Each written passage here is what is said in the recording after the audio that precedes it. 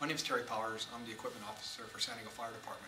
I'm here to discuss PPE care and maintenance. Our department has embarked into this program. It's because the number one reason is the safety of the firefighters. By having an established PPE care and maintenance program, we can ensure that the turnouts and the PPE garments that firefighters are wearing meet or exceed all NFPA guidelines. It's good to have that is because you can catch something that could be problematic, that could result in the injury or death of a firefighter. Also, by having a scheduled maintenance, we can ensure that the garment actually fits the firefighter properly. The firefighter may gain weight, lose weight, and we could keep records on that and to make sure that garment is fitting the firefighter properly. As we all know, that a garment that's a little too tight will transfer heat a lot faster.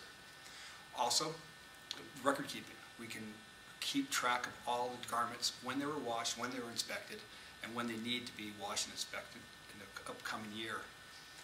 We have approximately 1,200 firefighters, so it's an enormous task we're undertaking right now, but we feel that the cost benefit on it, it's a no-brainer. We have to do it, not only because the guidelines are established and the rules are there, but it ensures that we have firefighters that the garment they're wearing has the best protection that they could possibly have.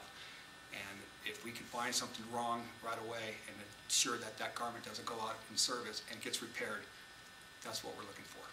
To expand on the concept of care and maintenance, what a firefighter cannot see on a layman's eyes is let's say the moisture barrier. If there's any holes, rips, any wears, that is an important factor that firefighters aren't aware of. Just the thermal liner, the moisture barrier, the outer shell. Firefighters inherently will just take the garment and wear it, whether it has holes or not. They don't care. They'll go out and do their job. That's what they're here to do. They're here to do a job.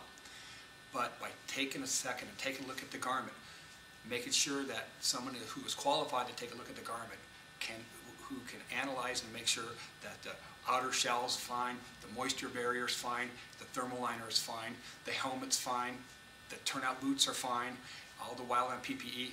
Go through it all, take a second and have those elements professionally checked. That's key.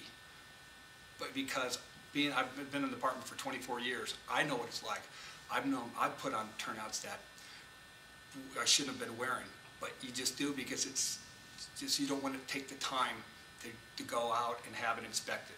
You'd rather just wear it, you'll get the job done. By having a program that takes that guesswork away, you have a scheduled program that the garment has to turn up and be inspected. It's kind of like a timeout. Let's take a look, because you're only as good as your protection. You're in the front line, and your turnouts are on the front line.